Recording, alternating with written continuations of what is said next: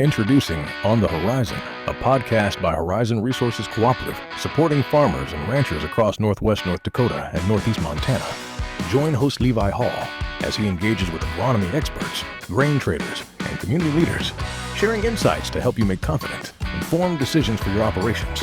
From market trends to practical advice, we bring you the conversations that matter. Horizon Resources, solutions for your success.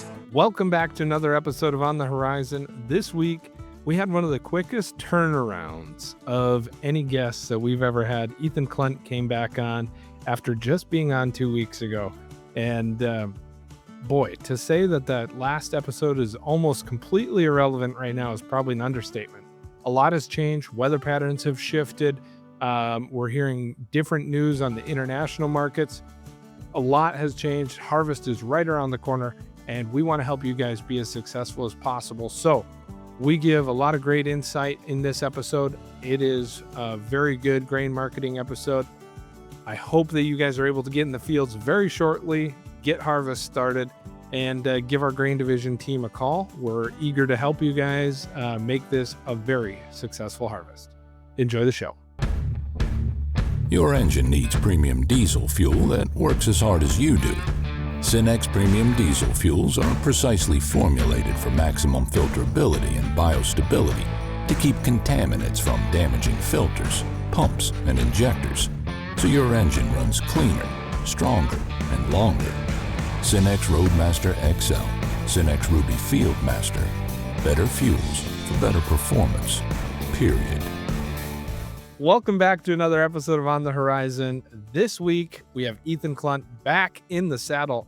One of the quickest turnarounds we've ever had of having somebody back on, especially talking about the exact same thing. You know, we had the fuel guy on pretty close to each other. He talked about different products, but you and I talked on this podcast, I think it was 2 weeks ago, and literally everything has changed since then. Yep, a lot more rainfall since then. Yeah.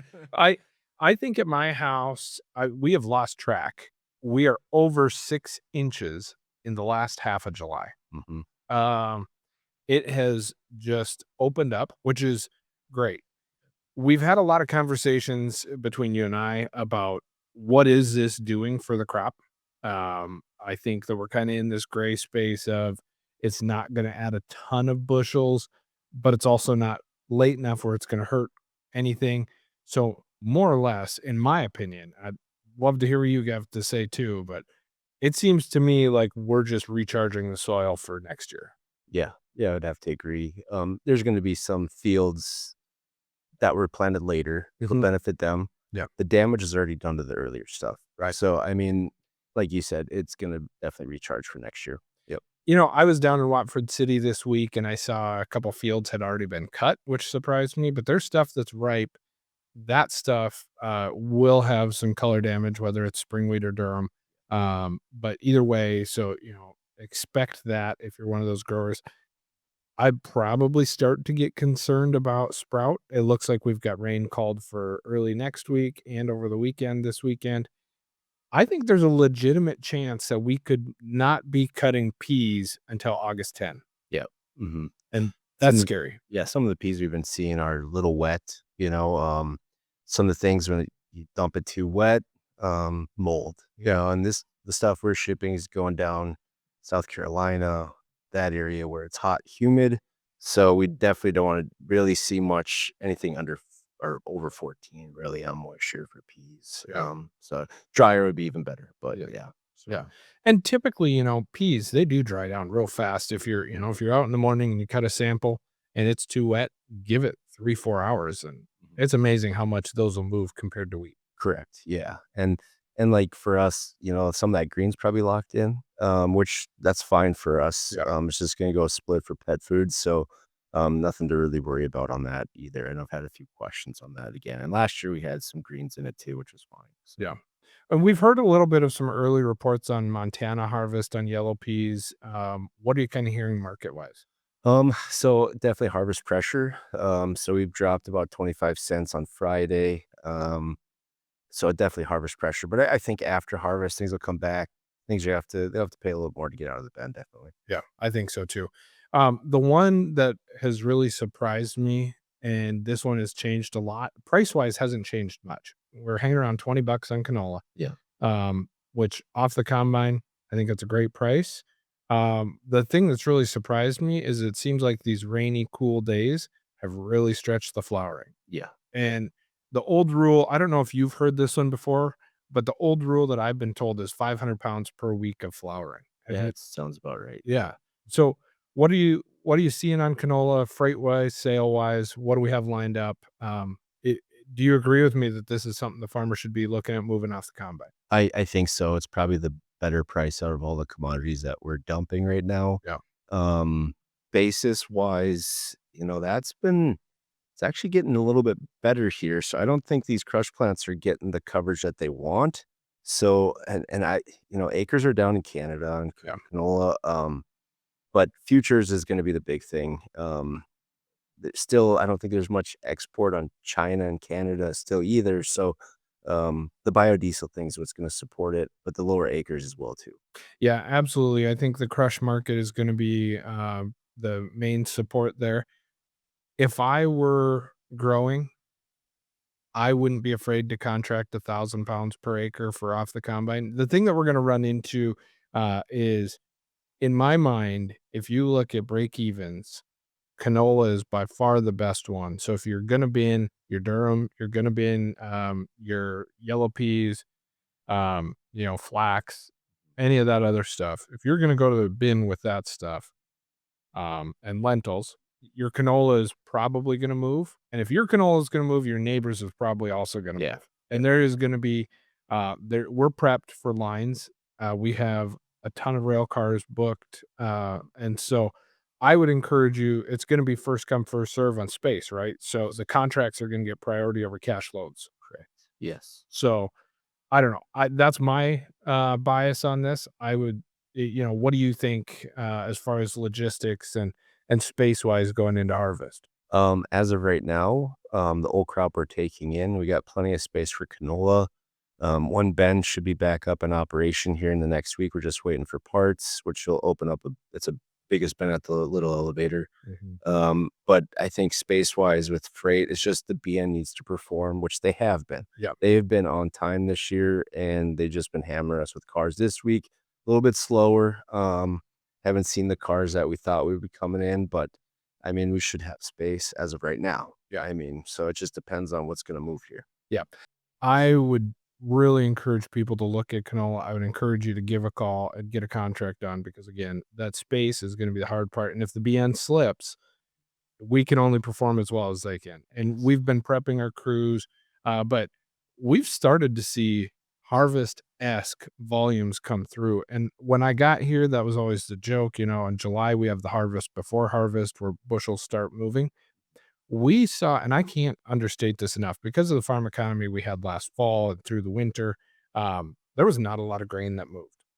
And we are really seeing it. We did meet harvest volumes at the Durham elevator down at the terminal in the last week. So we're seeing big bushels moving through this elevator, and we're still, like we said, a few weeks out from harvest.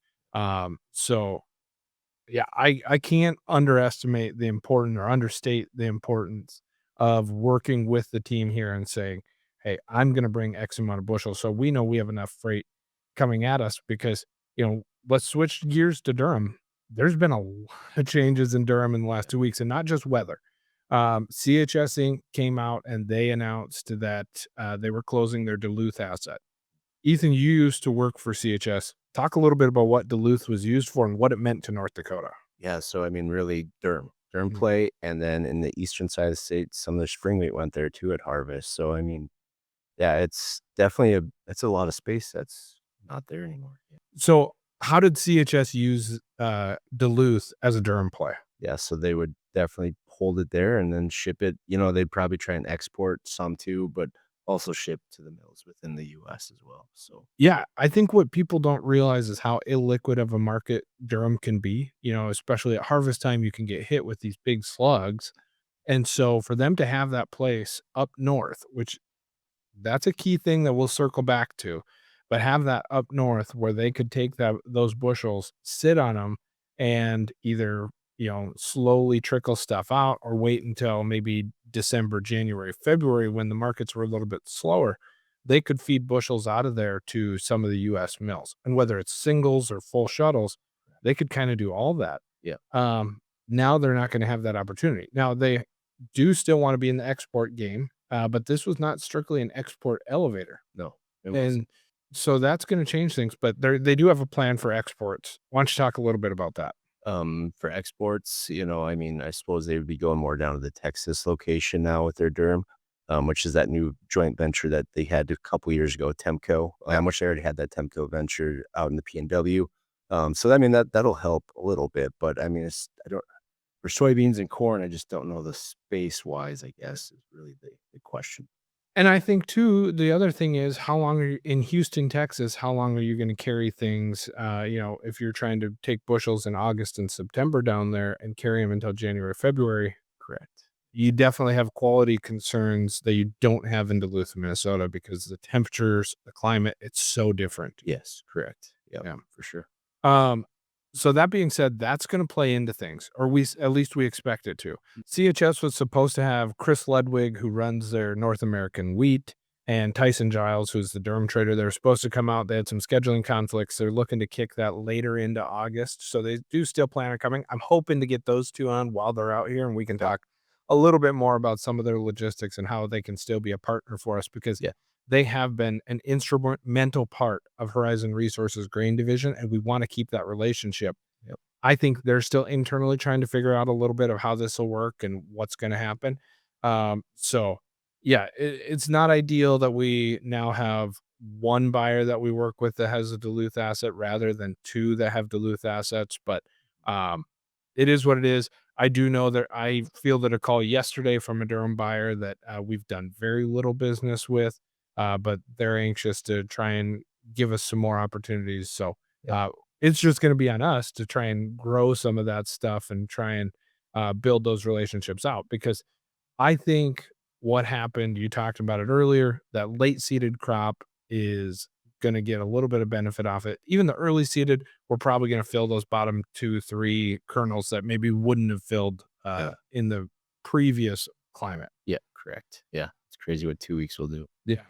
And 6 inches of rain or 4 inches, so yeah, it's been pretty wild and a very unique environment. Now we are also a little bit concerned about some color and some quality issues. Not necessarily that we think it's been dinged as of today, but what is that going to do, and what does that look like if these rains persist? Correct. I'm thinking back to 2019. We had this type of weather pattern in last half August rather than last half July, and it created a lot of feed grade Durham. And let's not go back to that. Yeah, What's a horrible harvest? yeah, that was a segregation nightmare and just a pain to get done. Yeah. I don't think anyone will forget that year. Yeah. So yeah. Anyways, Durham has dropped because of these rains. What do you think, Ethan? Are we going to see that price come back? From the news I'm hearing, I don't know. It doesn't sound like it, there's a lot of what ifs with, like we've been talking about, tariffs, how is that going to affect things? We don't know.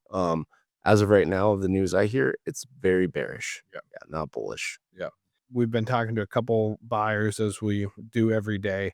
We're picking up rumors about Turkish Durham. Turkey is importing Russian Durham and exporting Turkish Durham. There's a price spread there because nobody else will touch that Russian stuff. And so the European Union will import Turkish stuff. So there is a little bit of that game being played right now. Unfortunately, that is quite a bit cheaper than US or Canada stuff. That's going to put more pressure on this market. Like you said, potential tariffs. There have been articles about US tomato farmers seeing benefits from these tariffs because it cut off cheaper international stuff, particularly Mexican, and that, for the Durham traders in the world, that's going to be what will Canada, what will that look like? And so there may still be a pop on that just because the mills might need some. We did talk to a miller this week. It's something they're watching. I wouldn't say concerned about yet because it just seems like Durham is free flowing right now. The bins are all being emptied, whether it's in the US or Canada. And so right now there's just a glut moving. And so having space is paramount right now, being able to store that.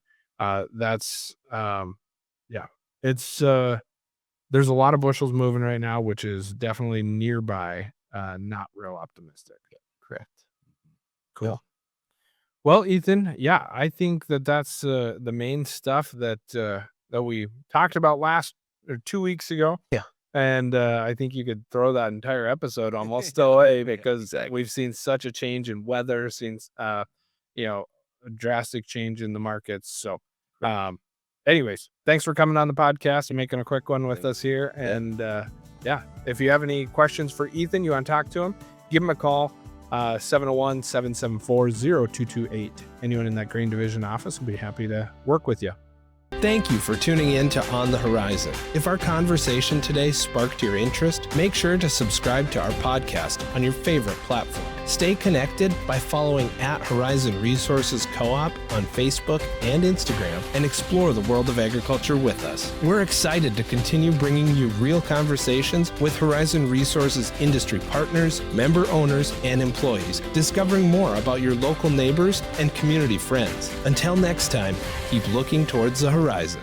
Horizon Resources, solutions for your success.